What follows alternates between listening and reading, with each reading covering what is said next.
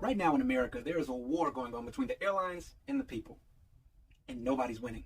I mean, we're talking evenly matched foes who go head to head, toe to toe, pound for pound. You know how Rocky in the first two movies fought Apollo, and it was like one wins, one loses, and they're evenly matched, and in the end, they become friends because they're like the yin and yang with each other? Well, this ain't that. This is like when Rocky fought Clubber Lang. It was entertaining, but pointless, mildly racist, and confusing. I mean, matter of fact, I don't know which side is Rocky and which side is Clubber. I just know that all of us caught in between, we're Mickey, the manager who died just for being in the wrong place at the wrong time. That was no way to go out. You're a bum rock. The airlines used to be a magical place. Ask your grandparents. Their first flight, I bet you they wore a suit. I bet you it was super exciting. I bet you they had gorgeous stewardesses waving at them, winking at them, giving them wings on their chest. You used to be able to meet your mistress at the gate and give her flowers and tell her, I'm happy you're here, because homegirl was tripping. Oh, and by the way, those first class seats you have now, did you know that those were the size of the regular seats back in the day? They didn't have little mini pretzels and Coca-Cola. They had turkey. Straight up turkey. Not individually sliced in little separate container turkey. A big-ass real turkey, and they shared it like it was Thanksgiving in June. Well, nobody's going to share that turkey or that Coke with you now. Every time that we mess up as a community, the airline takes something away. And I got news for you if you hadn't paid attention in the last 20 years. When the airline takes something away, they don't give it back. You wonder why all these problems are happening right now? Allow me to explain. A couple of passengers were having some issues with flight attendants, and things got a little handsy. Flight attendants were giving hands. Passengers were giving hands. Everybody was giving hands. It was American handstand. And so the airlines were like, you know what? It's because these people are drunk. So we're going to take away little mini drinks from everybody. That'll solve the problem. They've done this before. After 9/11 happened, they gave us the TSA, whose job is to go, you think you're going to set a bomb off on this plane? Let's see what your balls have to say about that. I'm going to feel them. You realize you've been taking your shoes off for the last 20 years because of a failed shoe bombing incident that happened a few months after 9/11? It sucks, but it's true. Let's be real.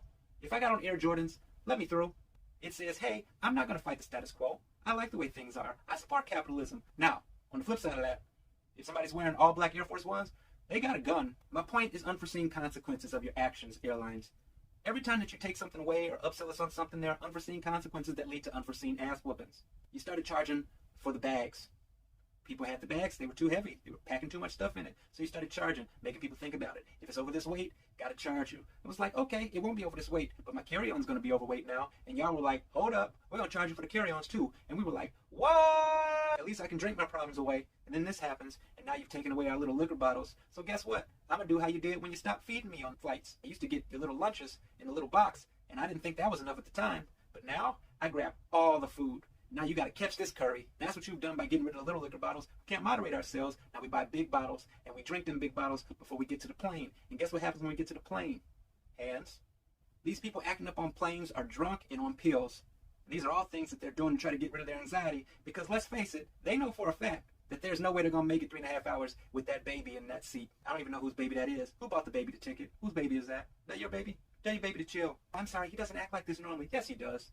He does it all the time. You've just grown immune to it. This baby is doing what it did in dress rehearsal the last 6 months. You're a bad manager, Mom. I don't think I didn't notice you started charging us for leg room. It's my legs, man. You gonna charge me for having 2 legs? These are my emotional support legs. Anybody knows me emotionally knows I don't have a leg to stand on. So what are you gonna tell your granddaughter 30 years from now when you can't make it to her graduation? You gonna tell her that somebody got lippy with you about your mask? She's gonna be like, why were you wearing a mask? You're gonna be like, that's the thing that we used to do on planes. She's gonna be like, what the hell is a plane? And you're gonna tell her it's like traveling in the 5th dimension, but it was only 3 dimensions. I know, weird. And that's why your grandma couldn't be here for your graduation. And that's why Auntie Cinnamon is here, but we don't talk about our 4th dimension hoes in public. And I know that you saw these people getting taped up to their seats because they don't know how to act. We out of scotch, but you can catch the scotch tape. See this one? Wow. If you got taped up in the front row because you didn't know how to act, you might be a low-class human, but you were literally a first-class asshole. Hey, you know how I know you were too messed up to fly? Somebody taped you into your seat, and you didn't think to stop them. Hey, straight up taped you in public like an aspiring porn actress.